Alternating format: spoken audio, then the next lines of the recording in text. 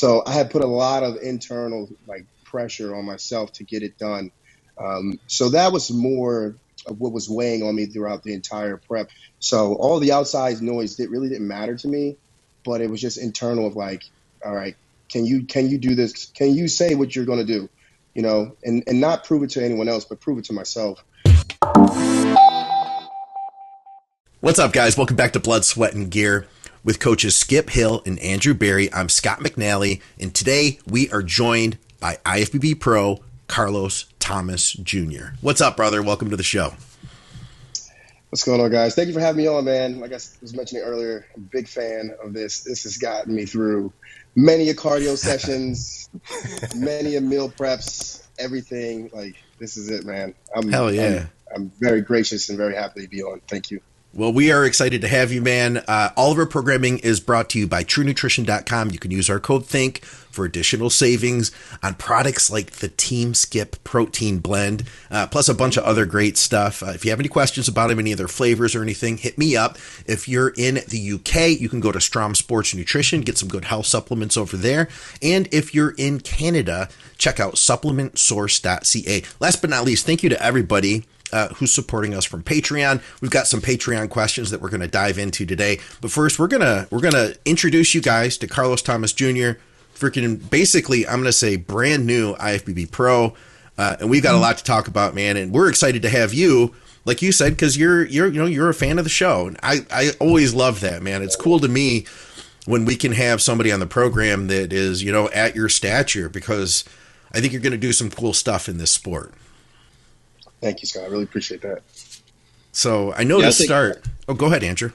Well, I was going to say, I think, Carlos is one of the freshest, most anticipated IFBB pros that we've seen in a long time, because he's just so complete already. And when he continues to add more of that, it's going to be kind of freaky and scary to watch and fun. And I will say that me and Nate Spear are looking forward to a rematch with you coming up soon. I know. Me too, man. This is awesome. 14 and a half weeks, something like that. Yeah, exactly. Yeah, the clock is already on. So, but no, I'll in seriousness, I am a big fan. I've been a big fan. I remember watching Carlos at the 2017 Eastern USA's, which is a big show for us on the East Coast in the Northeast there. And Carlos was a middleweight back then in 2017, guys. And if you recall, he won the overall at the Nationals as a super heavyweight, and a big superweight at that. So, Carlos, what in the heck did you do over that 5-6 years? And hold on, what was the strategy? Are these those pictures, Andrew, the ones we were looking at? Because you sent the two pictures where he's smaller. Is that where he was a middleweight there? I believe so. And Carlos I think, because you went on to do Nationals that year, correct? Yes, that was it right there. Yeah, 2017 Nationals. This is a middleweight right here. You don't look like a middleweight, first of all. And then how long after that was this shot? 2021, so 4 years. Okay. 4 years. Yeah. That's some it's crazy even more impressive progress. when you say 4 years. Yeah. Here's a couple of front shots. All right. I just wanted to jump in because I felt like the audience should see that progress as you guys tell this story. I don't know. I just think the camera was closer. Anyway, I haven't looked back at those pictures in a while, so it's pretty amazing to see myself. Yeah, it's pretty cool. But to answer your question, Andrew, like I guess what happened was around 2019, I started working with Dorian Hamilton out of Canada, and he really emphasized the importance of. It sounds silly looking back at it, but like how important the off season is. Like, because during that time I was getting into my graduate program, and I off season to me was just off season. I just get my meals in. I might have meals off, and it wasn't really like a lockdown period of time. But when it came to prep, I was always like, okay, let's flip the switch. But when I got with Dorian around that time, he really emphasized off season to me and how necessary it was. And honestly, it sounds so silly, right? Because you're like, well, of course. But when I did make that change, like that's when I started making significant progress. So like I treated the off season like a prep, right? No meals were missed, and cardio was done, and the training sessions. I, I made sure to track and progress in everything that I did. I also linked up with my good buddy Kyle Smith, who's my trainer here. He does my programming, along with Luke Miller. He's out of Dallas, Texas, and so everything just started to click. Like my training got better, my eating got better, my understanding of supplementation. So around that time, it just kind of all came to a point where I finally felt like I was, I crossed that next level up to in bodybuilding. So before that, I know you started competing in 2014. I think, if I'm not wrong, you might have won your first show, like completely, or did you win your class? I can't remember. So I won my class. It was I think it was like the Maryland State East Coast Classic. I won my class, and then I went straight to Team Universe, and got fourth in the middles, and then I went to Collegiate Nationals, and I weighed just over the middleweight cap, so I was a light heavy, and I placed second there, and then that's when I tore my ACL. And I took time off from there, and then I came back in around 2016 for nationals. That was my first ever big national show, NPC National 2016, and I got my butt kicked. I got my butt kicked bad. So I was, how they go 16 out of 16? I'm pretty sure I was the last 16. So I was really bad, and so I came back 2017, and that's where you saw me at the Eastern USA's, and we made top 5 in the middleweights that year, and then that's when I took time off, going to school, things like that, and started my career. I want to point out of that Easterns, you lost a very close overall to Vlad Petrick, who is also an IFBB pro now, if I'm not mistaken, right? Yes. Yeah, cool. All right. How'd you tear your ACL? Oh, I'm sorry. I just completely jumped in. I'm curious how you tore your ACL, because that's not typically a gym injury. I think we'll go play a pickup game real quick. Oh, bad idea. Yeah. Yeah. So I think it was already something it was nagging me for a while from playing football.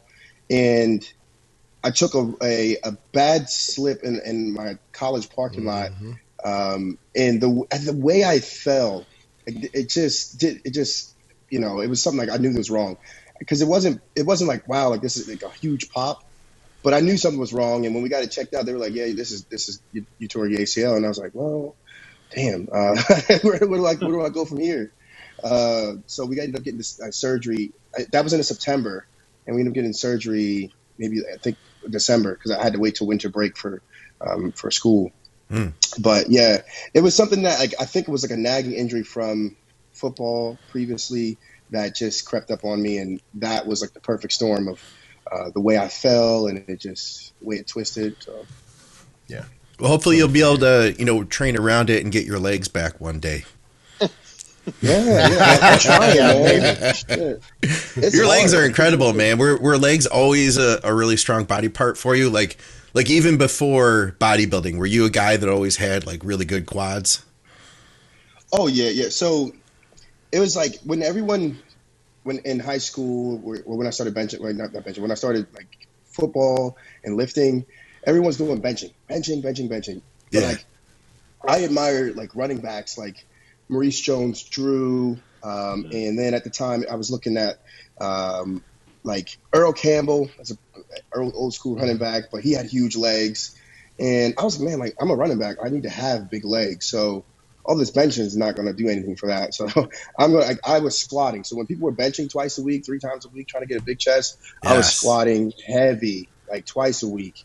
And I feel that laid a great foundation for, when I got into bodybuilding. I was just a squatter, you know what I mean? Like I really trained, my legs hard every day. And I felt that like if I kept doing that when I was playing football, that eventually I would get those big legs. And yeah. I did. But it came after football where my legs got a little bit bigger. What was heavy back then? Heavy to me was my heaviest squat when I was 19, 20 years old was 625.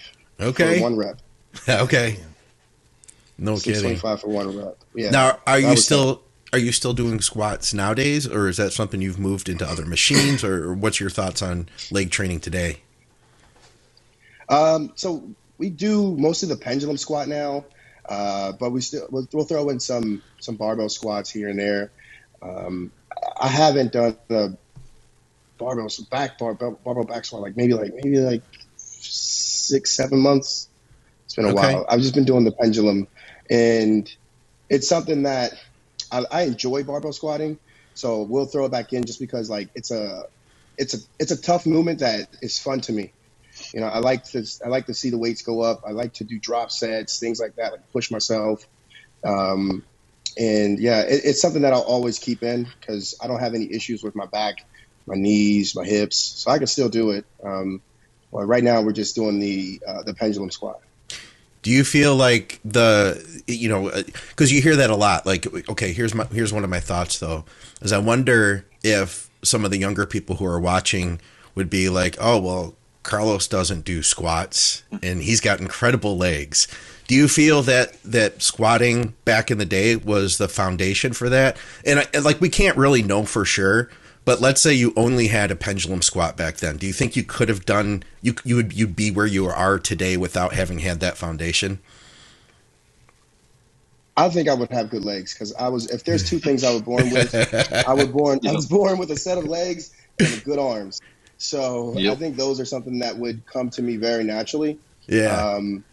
But would they be as good as they are today? Well, I don't know. I can't speak to that. Think about it like this, though, because you built such a base level of strength. And while that squatting strength, that squatting strength carries over to other movements like the pendulum squat or like the sissy squat or, the hack squat or any other machine. So do you think that, that base that you built, 500-600 pounds, because if you're squatting 625 for one, you're doing 515 for sets of 8 to 10 somewhere in your career there, which is a lot of weight for those, hypertrophy ranges. Do you think that really contributed to you being able to get on the pendulum or some of these other machines and kind of fly through instead of kind of getting those baby gains, those trying to develop strength on that machine? Like, you already had such a base of strength to go on. Do you feel like that helped you? Oh, 100%. These are this isn't something that I've been doing, for a very long time. The pendulum is something we just implemented in the past, almost not even a year.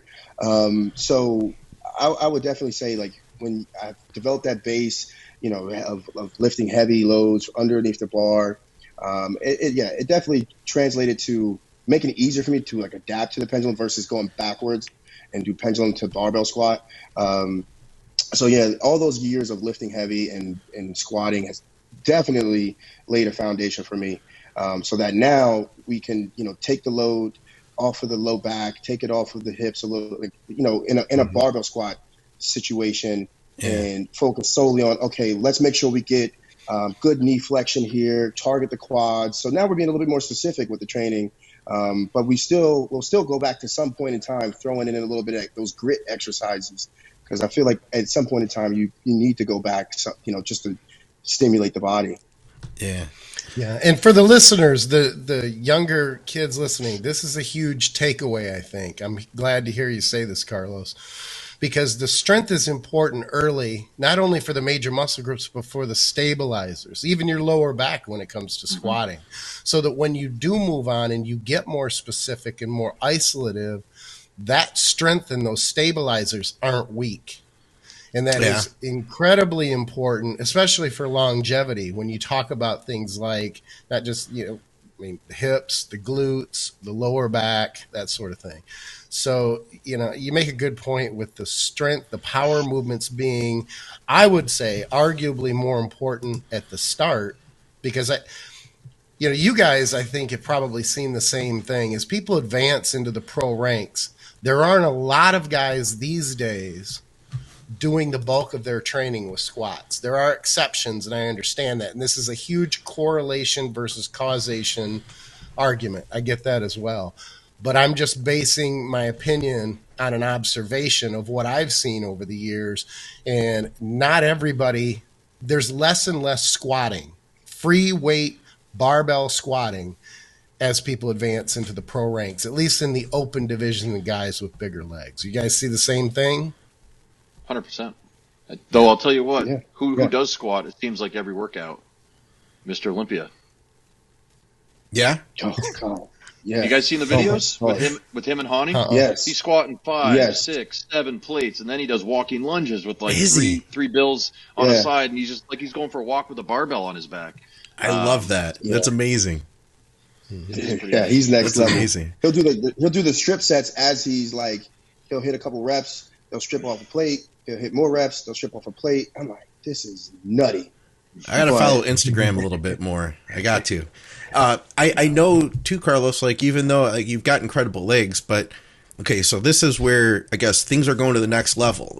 From what it sounds like, you're not backing off on legs by any means. I mean, what I saw recently, you posted that you do more of a ham focused day, more of a quad focused day. How often are you hitting legs now? So I would say up until this like fall, that's what I was doing, probably like one leg day, like quads and hams together. But when I started working with Luke Miller, he switched some things around to my programming where I started doing like a PPL type split. And now we're hitting quads, say like today, Wednesday was my quad focus day, and it was one hamstring. And then on my next pull day, we'll do a hamstring lying leg curl and then superset that with a RDL. Okay. So you're still trying to grow your legs, basically, is what we're getting at here. Like, I mean, you've got incredible wheels, but I mean, I guess what my guess is you're thinking, well, now I'm going into the pro ranks and there's no such thing as having big enough legs, right? No. I mean, we approach the training session as like, if something's good, like why back off of it? Just right. we'll modify it. Like we don't have to. Like again, like I'm not doing barbell squats till I puke anymore, but we still want to go in with the intent of doing work. I don't want to pull off the gas on certain body parts because it's not in my mentality to do that. So if something's good, like my arms, why not make them better? If my legs are great, they can stay great. Oh yeah. What do you want to bring up? What would be, if you could say like one thing you'd really like to see improve? What would be that for you? Oh, the back, definitely. Okay. We've been working that thing crazy. It's been, I would say, one of the glaring weaknesses on my body, because I think I've been such an arm dominant person that I've had to retrain how to pull and not use my biceps, and to not to learn how to engage the lats from the beginning of the movement all the way to the end of it. So what we did this year is we basically stripped down everything to build it back up. So a lot of the things were, all right, well, let's see if we can because I could barbell row 4 plates, but we didn't see any benefit from it. So let's break it down. And let's really focus on like you fully opening up your scapula and then retracting it, and just working to, lengthen the lats and different angles. Those are things that may be a bit unconventional to my training before, compared to my training before, but they've yielded some results throughout this off season that I think will pay off come the New York Pro. So. That, to answer your question, the back is definitely a glaring weakness that we had to work on. Hell yeah. I'm sure you guys as coaches have seen that, Andrew and Skip. You get a guy who has incredible arms. I'm working with one of those guys right now. Incredible arms. It's a gift, but then when it comes to back, it can also be a curse, Mm-hmm. Sure. Even an imbalance from, say, the lats to the upper back is another example, too. If you have guys that come to you and they're predominantly deadlifters, they typically will have weak lats, and to try to get the upper back to get out of the way and not do that work and isolate and dig into the lats, it can be an arduous process. It takes quite a while. I think what's notable here with Carlos and listeners again can relate to this. If if you start big and you're not doing things right and you're progressing and you start fixing the things you're not doing right, those next levels can be big, big jumps. If you don't have that genetic superiority, you can make all those changes and you're still going to progress, but you're not going to make those. Like if someone's listening, they're going, oh yeah, my protraction or retract, I've heard that before. I should look into that more. My back's going to be awesome in a year. Probably not. You'll progress because it can make a substantial difference in your progress and your development. But if you haven't been making great gains all along, there's not going to be all of a sudden this, ooh, and you put on, 3 inches on your lat width and thickness at the same time. So it's don't huge. Listen to Protraction, Skip, guys. retraction. Don't listen to Skip, guys. You can do it. Just try. Give it. But what have we said? Eat all the food. What have we said before, though? Take all the gear. Back training. Grow your back. Back training is that muscle group that is, in my opinion, the most complicated to train correctly. Yeah. You can move weights, and a lot of people will have a relatively good back, and they're not training as optimally as they could, but they don't know that they need to because they're growing. Then you run into like a situation here, Carlos is saying, where he's like, okay, now it's a glaring weakness, and I have to take a closer look, and then to back off and kind of go back to basics, lower the weights, get into that feeling of the protraction, retract, and then build from there. I got a feeling that back's going to come out looking like those legs here before too long. It's going to be crazy. I know Andrew had a question. I just wanted to ask really quick, though. Luke, is he the guy you were with at the Olympia? Did I see you with him there? Luke was there, but I wasn't with him. Oh, okay. Okay. You're talking about Luke. That's Luke Carroll. Luke Carroll owns Iron Rebel, which is one of my sponsors. But okay. That was Luke Carroll. All right. Yeah. I'm getting confused there. Luke's also a Granite athlete, and I believe he has some ownership in that as well. So, No, but so I want to bring it back to 2021 because I'm always interested in the mindset of athletes, especially when like in my case, like working with Nate Spear, he'd been like, close to hitting his stride and getting that card for so long. And then Carlos comes around and we start seeing the pictures at 15 weeks out, 13 weeks out, and we're like, oh my God, this guy's arms, his legs, like I can't believe he used to be a middleweight. So anyway, my question is that everybody, I mean, almost everybody was pegging you as the odds-on favorite to win the show from 12, 15 weeks out. And we saw it on the message boards, on the Instagram, on Facebook, everywhere. Radio shows were talking about it. What was your mindset? Was it positive for you to know that people expected so much out of you? Did it create some fear? Like tell us a little bit about that. It's a great question. For me, it really wasn't the outside noise. It was more internal, and the expectations I placed on myself, because I knew I had a goal. I turned 30 last May, and I was 29 when I won the nationals. And I said to myself, if I don't get this by 30, then we're gonna figure something else out. So I had put a lot of internal pressure on myself to get it done. So that was more of what was weighing on me throughout the entire prep was, all right, well, you know what I mean? Like everything I said that I would do within my life, I've done it. If I said I wanted to go get my career in a certain city, and I went and got it. I said I wanted to get my graduate's degree. I did the test. I put in the work. I went and got it. I said I wanted to come back and get my pro card, and this was the time. And I was like, all right, well, it's more up to you, and you know what I mean. It's what can you do. So all the outside noise really didn't matter to me, but it was just internal of like, all right, can you do this? Can you say what you're going to do? And not prove it to anyone else, but prove it to myself. So that was more of the battle that I had, but I have a really good team around me. Like my dad, you met my dad before. So we would just have talks, and, and he would really dig into the mental side of it. And, we're heavy on, just the mental game and trying to stay positive. So having that support system was really crucial going into it. Because I wouldn't say it was like a bit of self-doubt, but more of like, I put a time limit on it. And but I really loved bodybuilding. So I was like, all right, you got this one chance, big dog, and you better get it right. So it was more of that I did to myself, more so than anyone else saying, all right, he's going to be great, he's going to win, all this stuff. That really didn't get to me. It was more of the pressure I put on myself.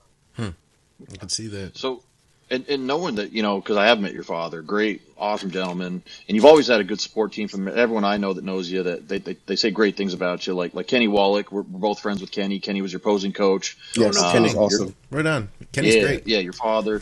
But I also want to go into. Awesome. I also want to go into you had a coaching change at 2 weeks out, and if you don't want to talk about this, you can just say so.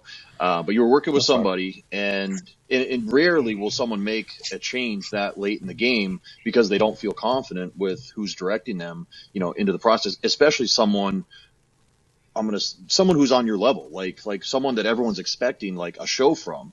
What was going on with that, and what are you? Do you have anything to say about that? Yes. So during the time I was like off season and leading into that, I was working with Patrick Tour, and Patrick's great. Like, he's an awesome dude. Anything I had to ask him or anything like I had questions, he would immediately answer me. And we did a lot of good work during that off season. And he taught me a lot about, how to properly, train in a certain way, his training techniques. And then like his nutrition techniques, these are things that I've carried forward even after working with him. But around that time, like you said, about 2 weeks out, it was just at a point where my body was really not in a good spot. So, I just messaged him and said, hey man, like I'm going to try to figure something else out. And for a few days, I was just working on it with my my buddy Kyle Smith, because we're very close, and he sees me every day in the gym, and we were putting some things together, and the body started to come back because I was retaining a lot of fluid, and it was coming off of me. So I was weighing around 242 2 weeks out, and on stage I weighed 220. Wow. So yeah. So you qualified at Tampa, right? Is that right? I can't remember exactly.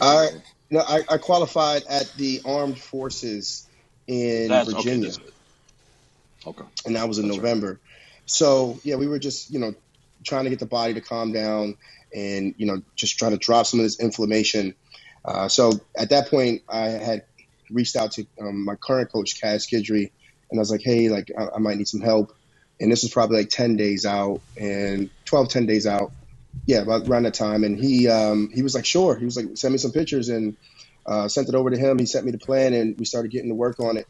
And, I think with him also he's very positive mentally. Like he has this this way of, I want to say, willing things into existence. So if he gave me a plan, he was like, all right, I'm gonna give you this plan. You'll drop 5 pounds. And just from like saying that, and then it occurring, there's this positivity that just comes into effect, right? Yeah. And sometimes it's just getting the athlete to just get behind it, and things will happen. And that's what started happening. Not only was the program that he was putting together was great, but also the positivity. And leading into that nationals, things just started clicking, dropping the inflammation. So that Tuesday before the nationals, we landed in Orlando. I slept for like 10 hours that night, and I dropped like 10 pounds. Woke up, dropped 10 pounds. It was ridiculous. And then from then on, it was just kind of bringing in the best package we can with dealing with the circumstances we were dealing with. Why couldn't you guys have lost a few more? So that's a good question. So I wanted to be a super heavyweight because I think I just wanted that to go, with that, super heavyweight, and to also possibly win the overall. It was something that like I had talked to my dad with, and I was like, well, we're going to be kind of close to super heavies. Should we just go up, or should we just stay, trying to stay down there, get down there? And he was like, well, just go big. And I was like, okay. So we just went up there and we weighed in, and we made it happen. And so we went for super heavy, and the rest is as it was. That's cool. So you weighed in as a super, but then you ended up on stage 4 or 5 pounds lighter, drier. I think you said you're about 220 on stage. Waited till the end of the night to weigh in. I was like, let's just wait till the end so I can put some more weight on. It's called playing the game, right? I mean, like, where do I think I have the best shot? What's going to be the best overall look? We actually talked about this on a previous episode. I think last time we recorded, guys, about what we do with athletes the day before, 2 days before a show, and how do we tweak things? How do we plan based off the check-in time? What do we feed them? What do we have them drinking so that they hit the weight we want, and then we can do whatever we want with manipulations to make sure they have the look that we want. So yeah, that's cool. I like to hear these little backstories. So I got to blame your dad. Okay. Yeah. Cool. Your dad seems like he's a really big fan too. I'd say he's probably your biggest fan. I got a chance to meet him out at the Olympia. He spotted me. You weren't with him, and he was like, "Oh, did you see Carlos Jr.?" You know. And then and I'm looking online. I see there's videos of him training with you. Like you can tell, man, that he is just so passionate for what you do, and I feel like that's got to add so much to just everything all the aspects of bodybuilding to have support like that, Yeah, it definitely does. My dad is, he's definitely like my best friend. He is my best friend.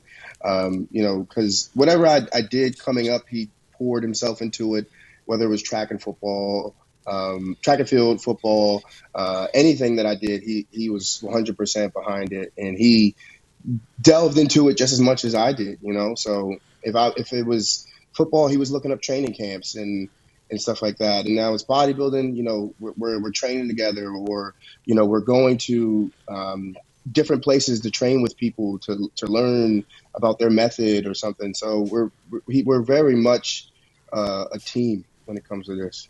That's so cool. So New York Pro, who's all doing the New York Pro? Thank you for tuning in to another podcast here at Think Big Bodybuilding Media. If we've provided value to you today, then please consider contributing to our show. You can help support the show through Patreon. Every $5 helps to pay for the software and the hardware and everything else that goes into making a podcast. You can also contribute by using our code at True Nutrition. True Nutrition has been our title sponsor for several years now. I'm super grateful for them, and I've believed in True Nutrition supplements long before they sponsored our programming. There's a bunch of new guys, isn't there, Andrew? I know Nate's doing it. I know Stewart's doing it. I thought Justin Shire was doing it, but we got word that he's out. He mentioned that, at the Olympia, that he was going to maybe hold off. Man, he was literally like the largest human being at the Olympia, just every direction. He didn't look like he was dieting anytime soon. He was growing for sure. I don't know. You got to walk around Carlos here. Like when you see him, he's a big dude. Don't get me wrong. But you parts kind of like the Red Sea. But you're in shape too. There's that. You could tell Justin was just like he was just growing, like all out, anabolic at that stage of the game. So who knows? It would have been great to see him in that lineup with you guys. This would be a cool show. I know. We had this idea. Go ahead. Well, I was going to say, I'm sure you'll probably have. I heard from somewhere that like John De La Rosa was coming back to do it. You'll probably have Justin Rodriguez will probably do it. He's always kind of does the New York Pro or those shows. Yeah. But I think it's going to be kind of this blending of like the real young or the newer pros against some of the older established, 1 foot maybe moving towards the other direction type pros. So it'll be very interesting to see.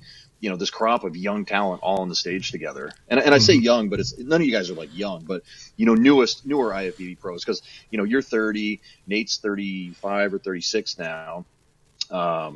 Stewart's really young, actually. Stewart's only 25. Yeah. But, yeah.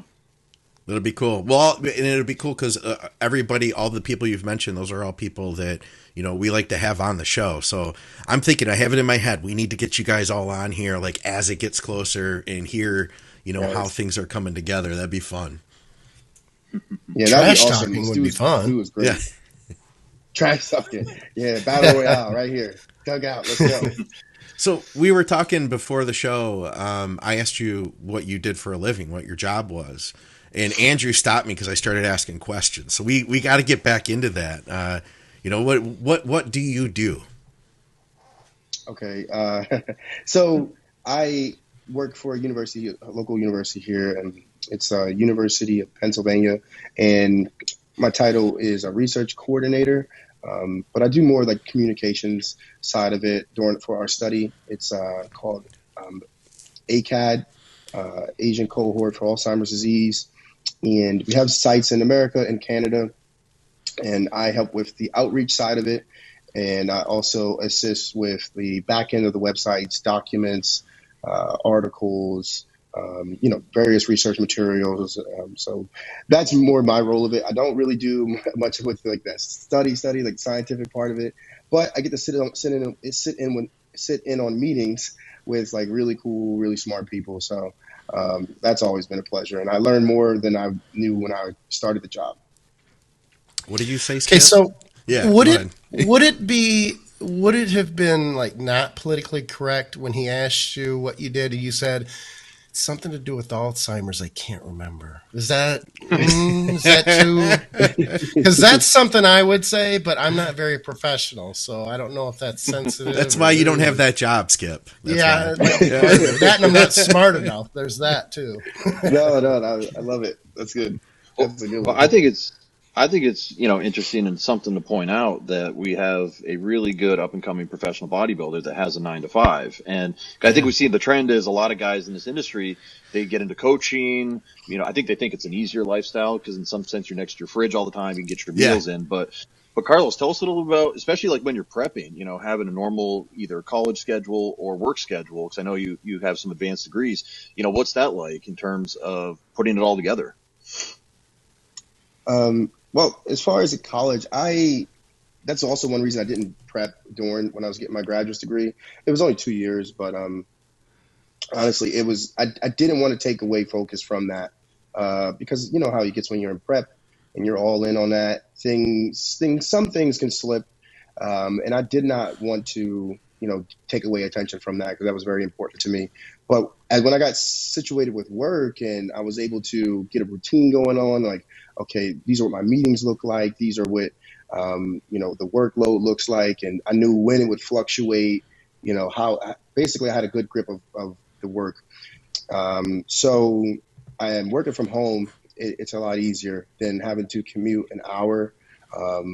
That would be difficult, but I've done it before. So I wouldn't have any problem with that, but it's a lot easier working from home when, like you said, when the meals are right next to you. But it doesn't really weigh on me too much.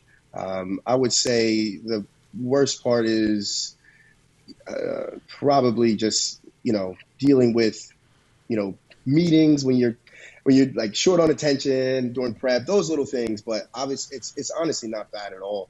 Once you nail down the routine, it's not bad at all. The nice thing about a 9 to 5 job too is when you leave, you're done.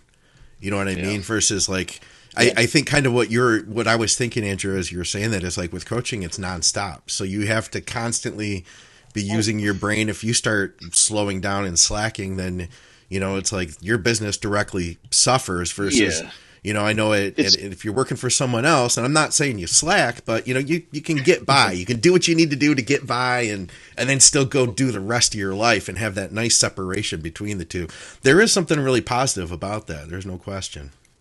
Well, yeah, because you got like a schedule, right? Like you go to work, you clock in at 8 a.m., you're done by 4, you drive to the gym, or you eat your pre-workout somewhere there. You get to the gym, you do your training, you go home, you're shutting it down for the night. And I'm not complaining because, I like my lifestyle. I think us as coaches like our lifestyles, but there's been many shows where I'm up early doing check-ins right before I'm going to go get on stage 2 hours later, mostly because I don't want to get behind, or I've been up at night, 10, 11 o'clock responding to emails or, talking to someone who's in another country across the world. But I do think what I wanted to point out, though, is that I think a lot of younger guys, they want to get into bodybuilding and then they, without any even competing, or maybe they've done one show, they want to start coaching athletes and they think that they're going to jump into this pool of 80 to 100 clients, paying them good money. And they don't think about setting their life up in the sense that Carlos has. Like, okay, I know I want to get a college degree. I know I want to get advanced college degree, a master's and whatnot, and then a regular job so that will support my bodybuilding, not necessarily take away from it. So I thought it was just important to point out that like you can keep a regular 9 to 5 and be a good bodybuilder. Mm-hmm. Yeah. And I think the routine makes me even better. I think when I have like, okay, I have this meeting at 10, this meeting at 1, 2, whatever the schedule is, I know that I have to work around that. So like I have to get up at a certain time to make sure I get this meal in, because I don't want to eat it during a meeting, even though I have done it, but I don't want to.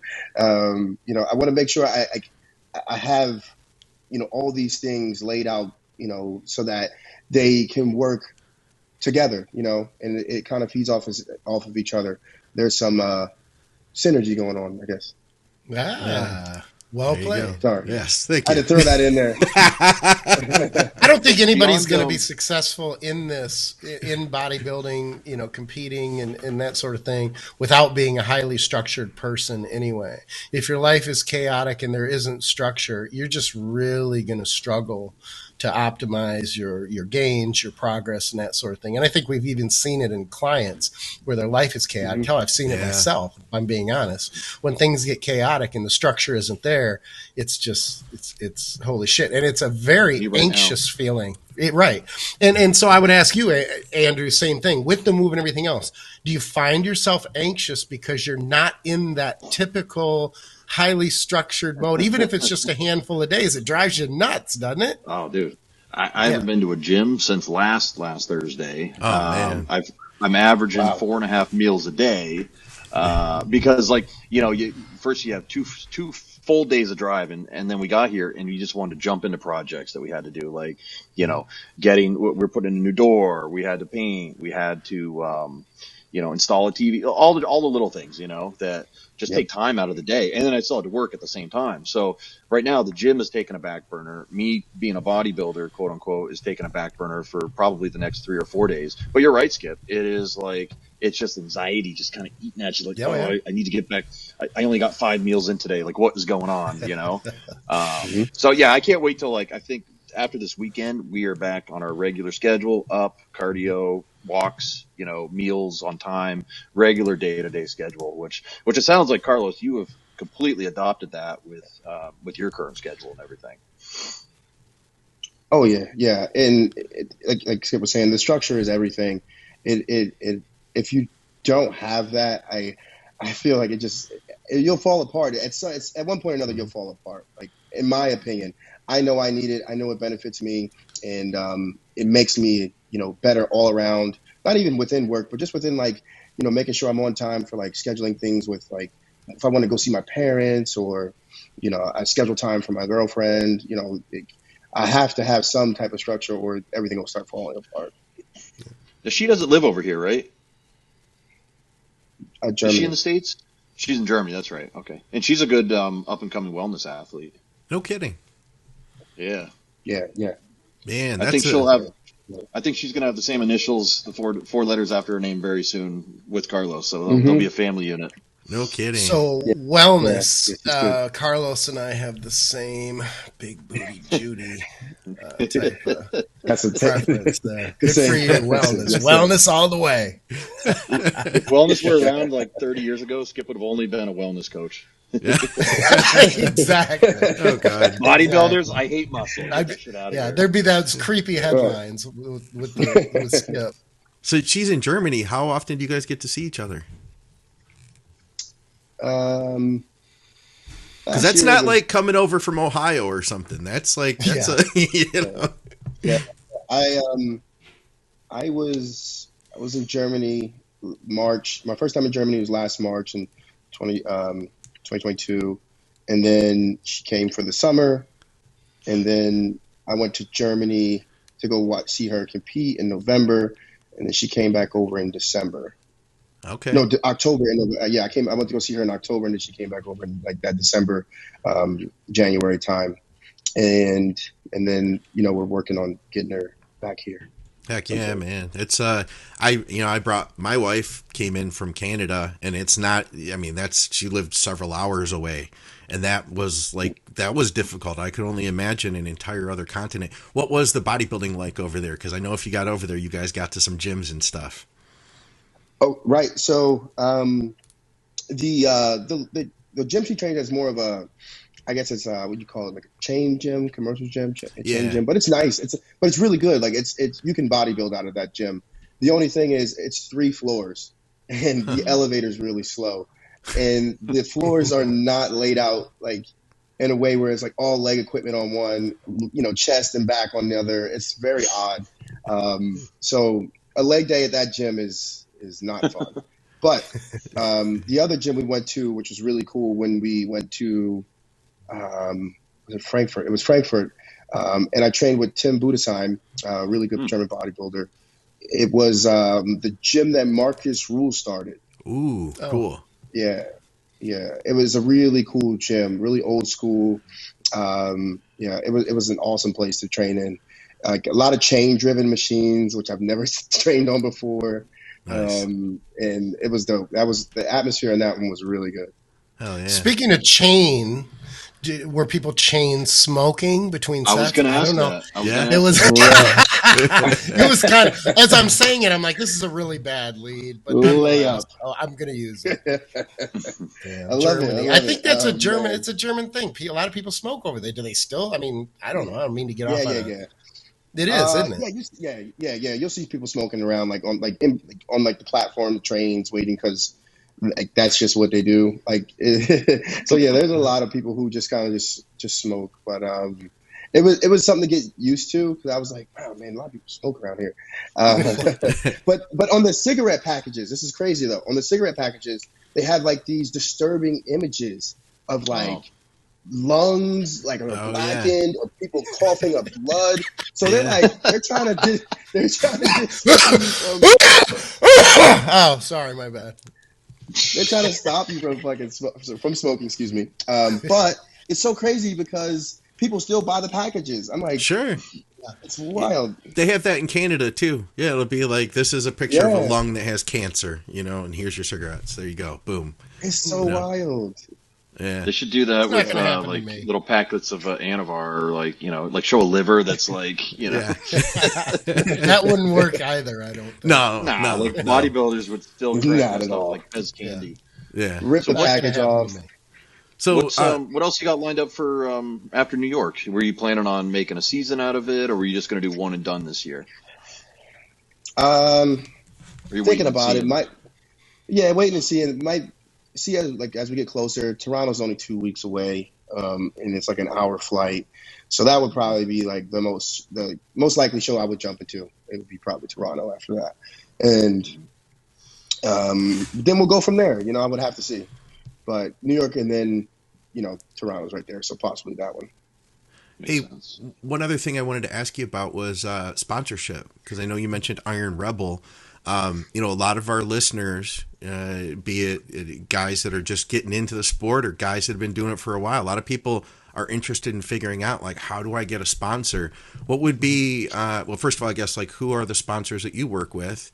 And what would you advise people to do that were interested in trying to find sponsors? So I work with Iron Rebel, my two main sponsors, Iron Rebel and Project AD.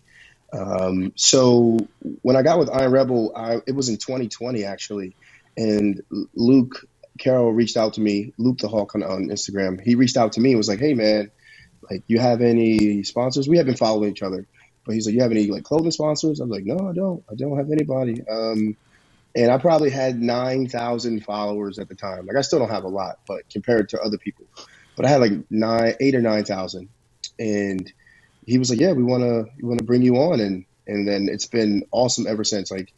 They've been great people. Luke is awesome, and I love working with Iron Rebel.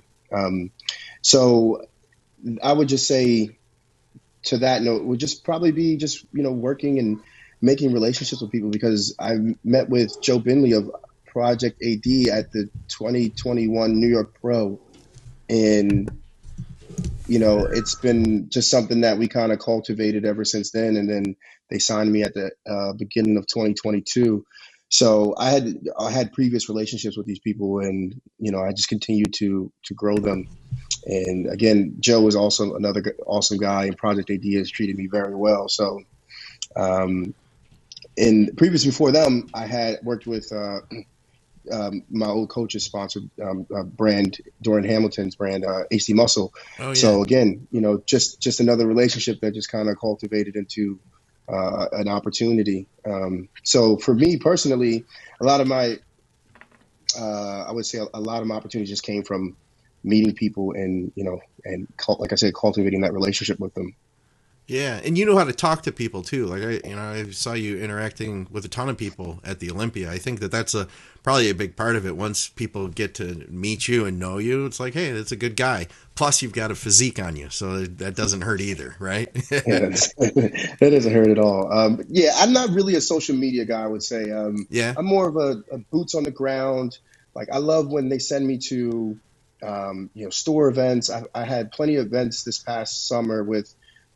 Jay Cutler was there, and I got to like watch him and how he interacts with fans, and that's something that I want to emulate.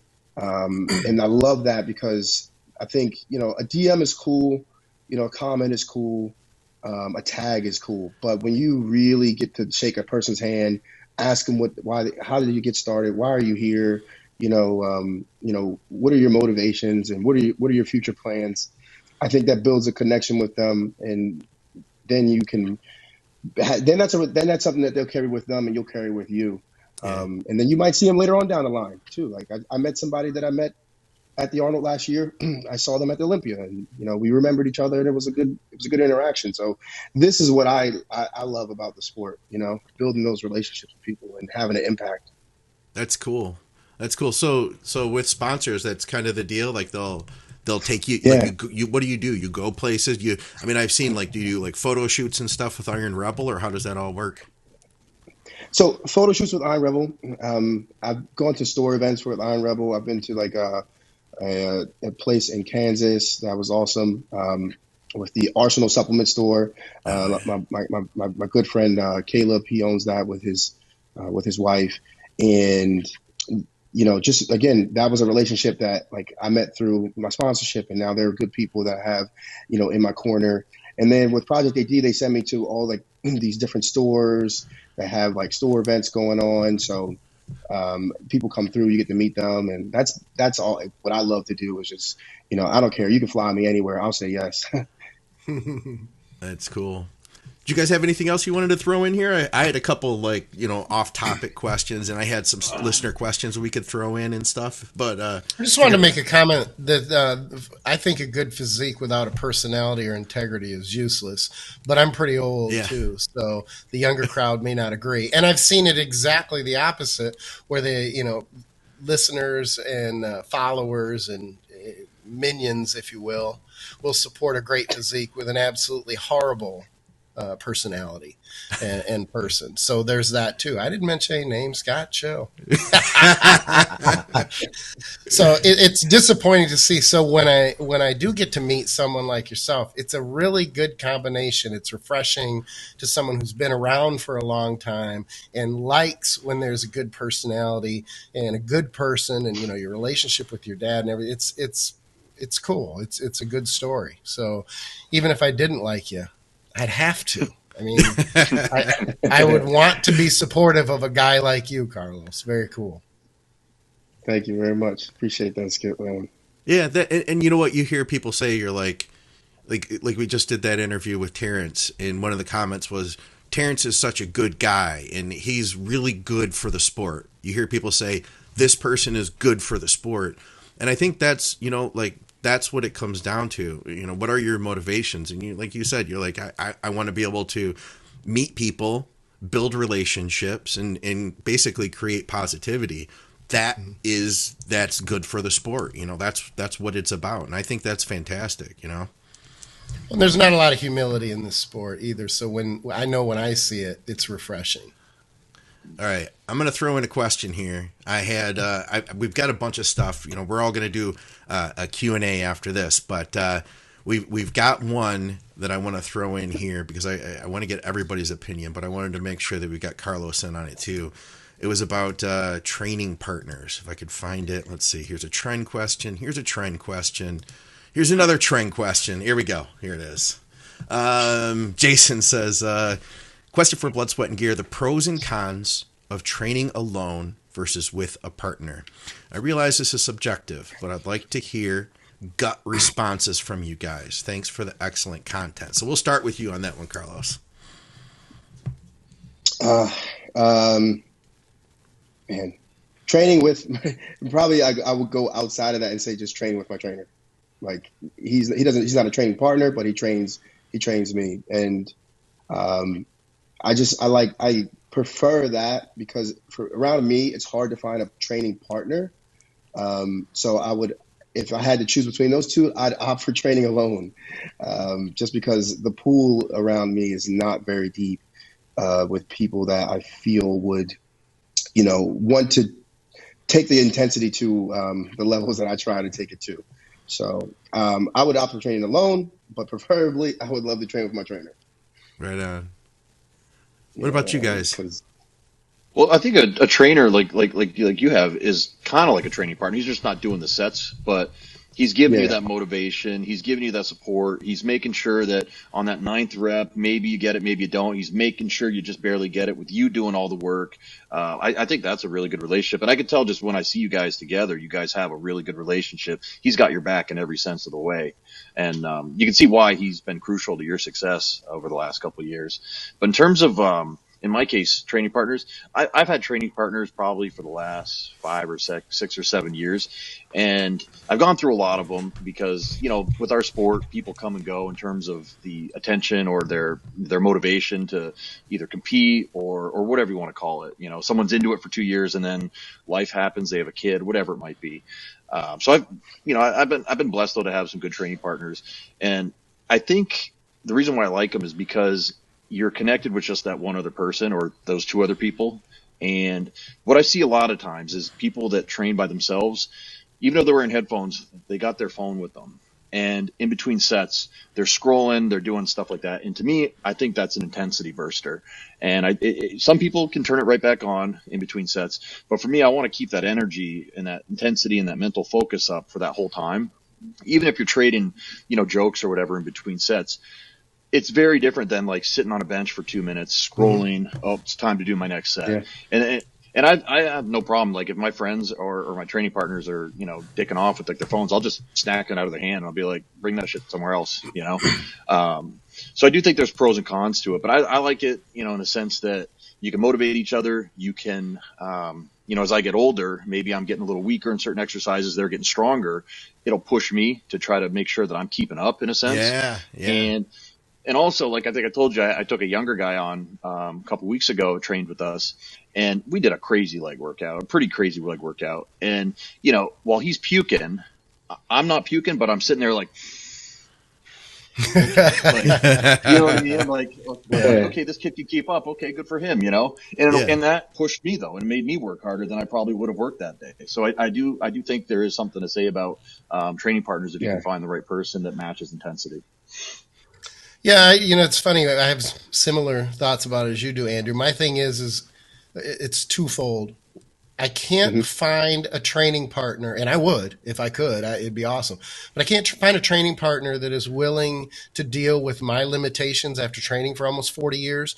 I'll start an exercise. I'll be like, it doesn't feel right. I'll go do something else. I don't have to explain it to a training partner or justify it. Now, if I have someone follow me around, I love training with my wife I used to love training with my wife. God love her, when she was very serious and everything, because she would literally just follow me and I didn't get argued with. Not argued, but wouldn't be like, well, let's do this instead. And I don't want to do that because for whatever reason, there's limitations. But the other part is important to me too. And that is this. And this isn't right or wrong, or my approach is better than anybody else's. It's just my thoughts on it since I've come into it since I was 14. I came in by myself. And to me, it's such a me thing. I don't know if it's control. I've never worked with a prep guy. I've never worked with a nutritionist. I've never worked with a trainer. I just want it all to be about me. And I know that sounds bizarre or very narcissistic, but I just want total control over everything. If I want to change something, I change it. If I'm running behind 30 minutes, I don't want to have to rush or feel rush or that I'm holding someone else up. At the last minute, there are times where I'll train at a different gym. I think most of you guys have, memberships to 3 or 4 gyms or access to different gyms. It depends on the equipment that is there. Try to get a training partner to meet those. It might be a back workout the following week that I want these 2 exercises instead of, the two that I did the prior week.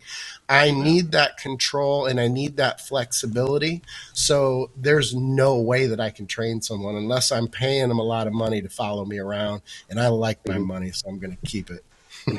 Well, speaking to like when you back in the day, like did you have a training partner or was it more of the same just by yourself? I have trained with training partners, and I'll say this, in almost 38 years, I can think of 4 that were great. And luckily, Jimmy was a great one, but I was being paid for that very, very well too. But we clicked, so it worked. But there were times, he'll tell you, if he was on right now, he'd be like, Skip never showed up on time for one. I'd be 5 minutes late, I'd be 50. Scott, Andrew, you guys know. I'm always running behind. I used to blame it on the 4 kids, but now that they're grown and out of the house, I don't have that anymore. So there were times where it worked very, very well. You can get in 3, if you have 2 training partners, there's 3 of you. That's ideal, because if one seems to be dragging his ass or is having a bad day, you're still feeding, and then the 2 of you are chiding him to get back, like whatever that is, that's not important, get back on it, and there's more of a bang bang. And here's the funny thing, if I'm by myself and someone works in with me or I work in with them, if they're stronger than me, it does take me up a notch. Yeah, sure. I will push a little harder, but I always pride myself. I am never going to be the biggest guy, never have been. Never going to be the strongest guy, never have been. But I do want people to recognize. I don't need the attention, but I want them to recognize, you know what, that motherfucker might be outworking the vast majority of people in this gym with solid mechanics. I want to convey, I know what the fuck I'm doing, and I want to be respected in that sense. So I'd like to think I do that, but like I say, I can step it up when I work in with somebody. So it'd be nice. It doesn't happen. It hasn't happened in a long time that I've had somebody that I can click with that it actually fits and works.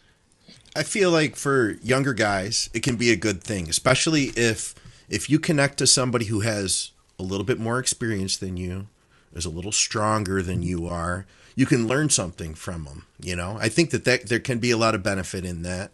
I think that I've kind of looked at it as like I've gone hiking by myself and then I've gone hiking with a friend.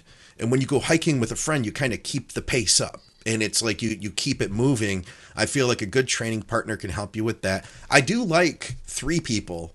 With 3 people, I think it works good because that way somebody's always on the machine, usually. You know what I mean? It's like, or whatever equipment you're using. Yeah. If you have 3 people, then it's like, once one person's done, the next person goes, and it just keeps that pace moving. Versus you have to be careful with 2. If you start talking, then it's like 1, 2, little break, and little break turns into a big break. But I've learned a lot from having training partners. But yeah, at this point in my life with where I'm at right now, I go out there into the rest of the basement and I just train by myself and I get it done. You know what I mean? One thing I'll say is I train with clients, so like people that I prep, and so they're about the same mindset, if you know what I'm saying. They're bodybuilders. They're not, or like my 2 training partners up in Vermont, one of them's a young up and coming classic bodybuilder. And then the other one was a natural bodybuilding champion several years back. And so he still knows how to push. But I also want to point out something funny. So Nate Spear just sent me a couple back shots and they look pretty good. So I took a screenshot of my camera here to be like, I'll get back to you in a few. And he goes, Carlos, you traitors. And then he said a laugh at me too. That's great. I look forward to seeing you guys get on stage. That's going to be awesome. If we could do it, I would love to get both of you on the same show. We'll go head-to-head podcast before the New York Pro. Something like that. I would love that. That'd be cool. Yeah, you could pull some like Arnold mind trick games kind of thing, and then Andrew, you could be like Lou's dad, something, You guys could do that. I wouldn't do that. I wouldn't do that. No. Anyway, this has been a lot of fun, man. You mentioned your sponsors. I know you're not a big social media guy, but I'm going to have your link to Instagram down below. Is there anywhere else that you want people to follow you, reach out to you, anything like that? Yeah, so I do have a YouTube channel. It's just my name, Carlos Thomas Jr. But I'll be posting more content for the New York Pro on there as we go along throughout the prep.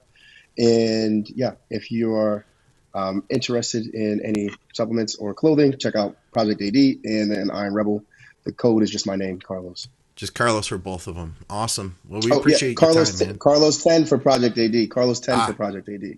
Carlos 10 for Project AD, and then just Carlos over at Iron Rebel. Mm-hmm. I'm actually wearing some Iron Rebel sweats right now. Dude, I am too. I'm wearing a shirt and shorts. Yeah, I realize it. Yeah. You're kidding me. Yeah. These are good pants. I've had them for like 5 years. I think they stopped making them. They're like a jogger. It's kind of like a fitted black jogger. I don't think they have them on the site anymore, but if they did, I would suggest everybody goes out and buys them. Carlos, I just have my Elite FTS stuff on. I got Elite FTS. I'll send you some. I'll send you some. Oh, nice. Okay. Nice. Yeah, they make good stuff. Bodybuilding brand right now. Yeah, I know. Me too. It's stereotypes. They're true, right? Yep. Well, it's like half my clothes are Granite clothes, T-shirts that they just send me. And then all my pants and shorts usually come from Iron Rebel because they are so comfortable and they're not expensive. They're very, economical in terms of pricing, and they're comfortable. You can wear them in the gym. You can wear them sitting around the house. When I leave the house, it's cool. I like the Iron Rebel, like the beach hoodies, the real thin beach hoodies. You know what I'm talking about? I've got like 3 of those, and 2 of them are the same color, but I liked them so much I got another one, so whatever.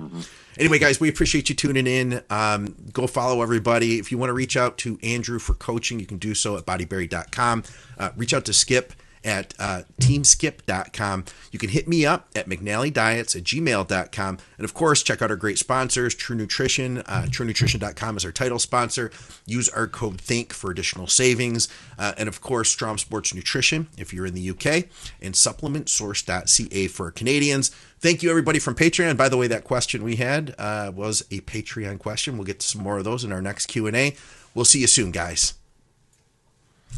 All right. Carlos, this has been a pleasure, man. We much appreciate it, brother. Absolutely. Yes, thank you guys for having me on. I really do appreciate it. Again, big fan of all you guys. Andrew, Skip, Scott, thanks, man. Like, these guys, this is awesome.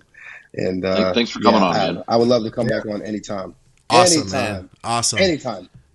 Will you do me heard that. Will you do me a favor? Text me one of your favorite stage picks. It doesn't have to be this minute, but sometime between now and tomorrow, and I'll use that as part of the cover picture that we put together, and then I'll send you all that after it's all set up. I'll send you the link in the pictures and stuff. Awesome, thank you so much. Thank you, brother. Put Carlos' picture over by you, not by me. See you, man.